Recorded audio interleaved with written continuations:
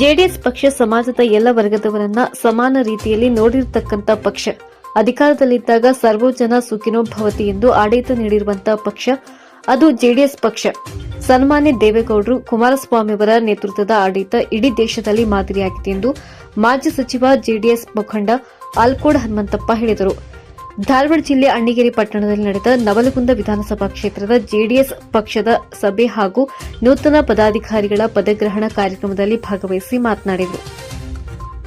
ಹಿತ್ತಲ ಗಿಡ ಮದ್ದಲ್ಲ ಎಂಬಂತೆ ಇಲ್ಲಿನ ಜನರಿಗೆ ದೇವೇಗೌಡರ ಬಗ್ಗೆ ತಿಳಿಯುತ್ತಿಲ್ಲ. ದೇವೇಗೌಡರು ಈ ದೇಶದಲ್ಲಿ ಪ್ರಧಾನಮಂತ್ರಿಯಾಗಿ ಸರ್ವರಿಗೂ ಸಮ ಪಾಲು ಮತ್ತು ರೈತರಿಗೆ ಒಳಿತಾಗುವಂತಹ ಕಾರ್ಯಗಳನ್ನು ಮಾಡಿದ್ದಾರೆ. ಆ ಹಿನ್ನೆಲೆಯಲ್ಲಿ ಈ ಪಕ್ಷವನ್ನ ಯಾರಿಂದಲೂ ಅಳಿಸಲಿಕ್ಕೆ ಸಾಧ್ಯ ಇಲ್ಲ. ಇಷ್ಟೊಂದು ಪ್ರಮಾಣದಲ್ಲಿ ಸೇರಿದ್ದು ನೋಡಿದರೆ ನಮ್ಮ ಪಕ್ಷ ರಾಜ್ಯದಲ್ಲಿ ಅಧಿಕಾರ ಬರಲಿದೆ ಎಂದು ಕಾರ್ಯಕರ್ತರನ್ನ ಉದ್ದೇಶಿಸಿ ಮಾತನಾಡಿದರು. ಜೆಡಿಎಸ್ ಧುರೀಣ ಶಿವಶಂಕರ್ ಕಲ್ಲೂರ್ ಮಾತನಾಡಿ, ಕುಮಾರಸ್ವಾಮಿಯವರು ಮುಖ್ಯಮಂತ್ರಿಯಾಗಿದ್ದ ವೇಳೆ ನವಲಗುಂದ ಕ್ಷೇತ್ರಕ್ಕೆ ಕೊಟ್ಟ ಕಾರ್ಯಕ್ರಮ, ಗ್ರಾಮ ವಾಸ್ತವ್ಯದಂತ ಕಾರ್ಯಕ್ರಮ ಇನ್ನೂ ಜನಮಾನಸದಲ್ಲಿ ಹಾಗೆ ಉಳಿದಿವೆ. ಈರುಳ್ಳಿ ಬೆಲೆ ಕುಸಿದಾಗ ತೊಂದರೆಯಲ್ಲಿದ್ದ ರೈತರ ಕಷ್ಟ ನೋಡಿ ಮರುಗಿದ್ದ ಕುಮಾರಸ್ವಾಮಿಯವರು ಅಣ್ಣಿಗೇರಿಗೆ ಬಂದಂತ ಸಂದರ್ಭದಲ್ಲಿ ಅಣ್ಣಿಗೇರಿಯಲ್ಲಿ ಈರುಳ್ಳಿ ಬೆಲೆಗೆ ಬೆಂಬಲ ಬೆಲೆ ಘೋಷಿಸಿ ಐತಿಹಾಸಿಕ ನಿರ್ಣಯ ಕೈಗೊಂಡಿದ್ರು.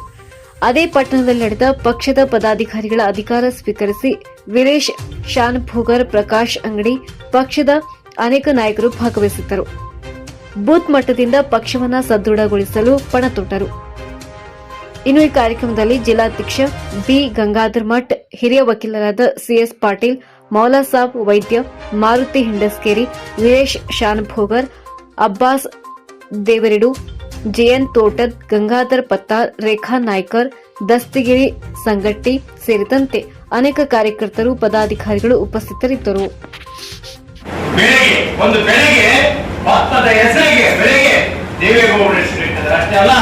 ದೇವೇಗೌಡರು ಪ್ರತಿಭೆ ನೋಡ್ಬೇಕಾಗಿದೆ. ನೀವು ಗುಜರಾತ್ನಲ್ಲಿ ಹೋಗಬೇಕು, ದೇವೇಗೌಡರ ಪ್ರತಿಭೆ ನೋಡೋದಕ್ಕೆ ಅದ್ಭುತವಾದಂತಹ ಪ್ರತಿಭೆ, ಅತ್ಯುತ್ತಮವಾದಂತಹ ರಸ್ತೆಗೆ ಚೌಕದಲ್ಲಿ ಇಟ್ಟಿದ್ದಾರೆ. ಆದ್ರೆ ಏನಂತಾರ, ಹಿತ್ತಲ ಗಿಡ ಮಕ್ಕಳ ಅನ್ನೋ ರೀತಿಯಲ್ಲಿ ಈ ರಾಜ್ಯದಲ್ಲಿ ಅವರಿಗೆ ಏನು ಶಕ್ತಿ ಕೊಡಬೇಕಾಗಿತ್ತು ಅದನ್ನು ಕೊಡೋದಕ್ಕೆ ರೈತರು ಹಿಂದೆ ಮುಂದೆ ನೋಡ್ತೀವಿ ನಾವು ನೀವೆಲ್ಲರೂ.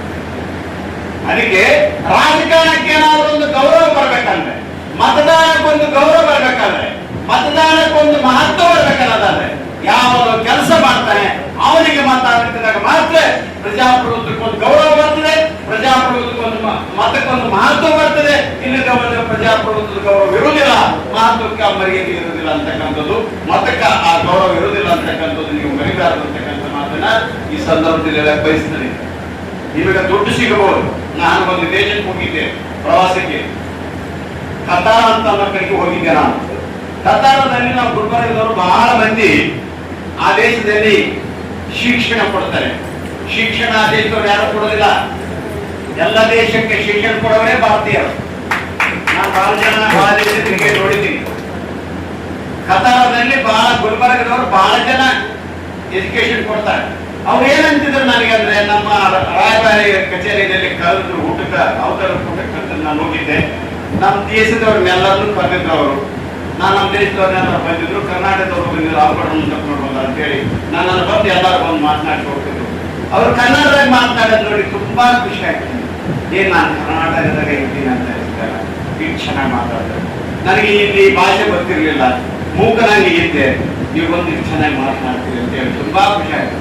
ಅವ್ರು ಏನ್ ಹೇಳ್ತಿದ್ರು ಅಂದ್ರೆ, ಏನ್ ಮಾಡೋದು ಸರ್, ನಮ್ಮ ದೇಶ ದುರಂತ, ನಾನಿಲ್ಲಿ ಗೊತ್ತಿರ್ಲಿಲ್ಲ, ನಮ್ಮ ದೇಶ ನಮ್ಮನ್ನೆಲ್ಲ ಕೆತ್ತ ಹಾಗೆ ಮಾಡಲಿಲ್ಲ. ವಿ.ಪಿ. ಸಿಂಗ್ ಅವರು ಪ್ರಧಾನಮಂತ್ರಿ ಆಗದೆ ಹೋಗಿದ್ರೆ, ವಿ.ಪಿ. ಸಿಂಗ್ ಅವರು ಪ್ರಧಾನಮಂತ್ರಿ ಆಗದೆ ಹೋಗಿದ್ರೆ ಮಂಡಲ ಕಮಿಷನ್ ಜಾರಿಗೆ ಬರ್ತಿರ್ಲಿಲ್ಲ. ಒಂದು ಕಾಲದಲ್ಲಿ ಪರಿಶಿಷ್ಟ ಜಾತಿ ಮತ್ತು ಪರಿಶಿಷ್ಟ ವರ್ಗದ ಜನಾಂಗಕ್ಕೆ ಮಾತ್ರ ಮೀಸಲಾತಿ ಇತ್ತು. ನಮ್ಮ ನ್ಯಾಯವಾದಿಗಳಿಗೆ ಚೆನ್ನಾಗಿ ಗೊತ್ತಿದೆ. ಒಂದು ಕಾಲದಲ್ಲಿ ಪರಿಶಿಷ್ಟ ಜಾತಿ ಪರಿಶಿಷ್ಟ ವರ್ಗದ ಜನಾಂಗಕ್ಕೆ ಮಾತ್ರ ಮೀಸಲಾತಿ ಇತ್ತು. ಎಲ್ಲರೂ ಬರೀ ಮಾತಾಡ್ತಾರೆ, ಸರ್ವೇ ಜನ ಒಂದು ಬಸವಣ್ಣನ ತತ್ವ ಬರ್ತಿರ್ತಾರೆ.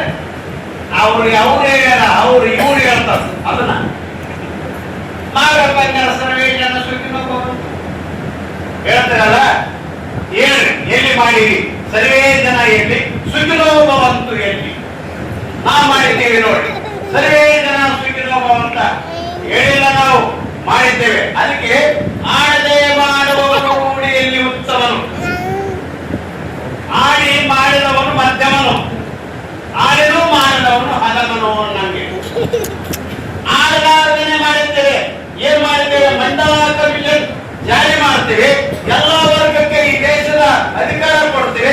ಎಲ್ಲಾ ವರ್ಗದ ಎಲ್ಲಾ ಜಾತಿಗಳಿಗೆ ಈ ದೇಶದಲ್ಲಿರ್ತಕ್ಕಂಥ ಸಂಪತ್ತು ವಿಕೇಂದ್ರೀಕರಣ ಮಾಡ್ತೀವಿ ಅಂತ ಯಾರಾದ್ರೂ ಹೇಳ್ತೀವ? ನಾವು ಹೇಳಿಲ್ಲ. ಈ ದೇಶದ ಸಂಪತ್ತು ವಿಕೇಂದ್ರೀಕರಣ ಮಾಡುವ ಮೂಲಕ, ಈ ದೇಶದ ಅಧಿಕಾರವನ್ನ ವಿಕೇಂದ್ರೀಕರಣ ಮಾಡುವ ಮೂಲಕ ನಾವು ಜನಸಾಮಾನ್ಯರಿಗೆ ಅಧಿಕಾರ ಕೊಟ್ಟಿದ್ದೇವೆ. ಜನಸಾಮಾನ್ಯರಿಗೆ ಸಂಪತ್ತಿನಲ್ಲಿ ಭಾಗವಹಿಸುವಂತ ಆ ಶಕ್ತಿ ಸಾಮರ್ಥ್ಯವನ್ನು ಕೊಟ್ಟಿದ್ದೇವೆ. ಯಾಕೆ ಕೊಡ್ಲಿಲ್ಲ? ಯಾಕೆ ಕೊಡ್ಲಿಲ್ಲ ಹೇಳಿ? ಗರೀಬ್ ಹಟಾವ್. ಎಲ್ಲಿ ಗರೀಬ್ ಹಟಾವ್, ಗರೀಬ್ ಹಟಾವ್. ಇವೆಲ್ಲ ಹೇಳಿಲ್ಲ. ಯಾಕೆ ಮಾಡ್ಲಿಲ್ಲ ನೀವು? ಹೇಳಿ, ಮಾಡ್ಲಿಲ್ಲ. BP ಸಿಂಗ್ ಅವರು ಹುಟ್ಟಿದ್ದಾರೆ ಫಲವಾಗಿ ಎಲ್ಲಾ ಜನರಿಗೆ ಮಂಡಲ ಕಮಿಷನ್ ಜಾರಿ ಬಂತು. ಎಲ್ಲಾ ಜಾತಿಯವರಿಗೆ ರಿಸರ್ವೇಶನ್ ಬಂತು.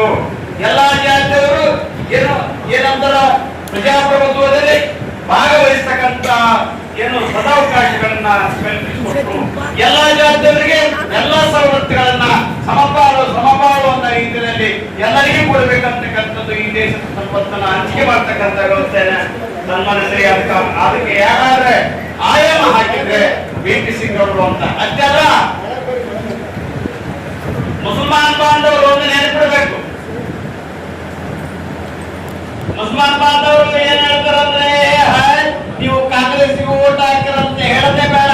ಏ हमारा पंचायत उसको डालेंगे, छोड़ो क्या करता करेंगे, फोन करते क्या करता करेंगे, छोड़ो ये है हमारा पंचायत उसको डालेंगे.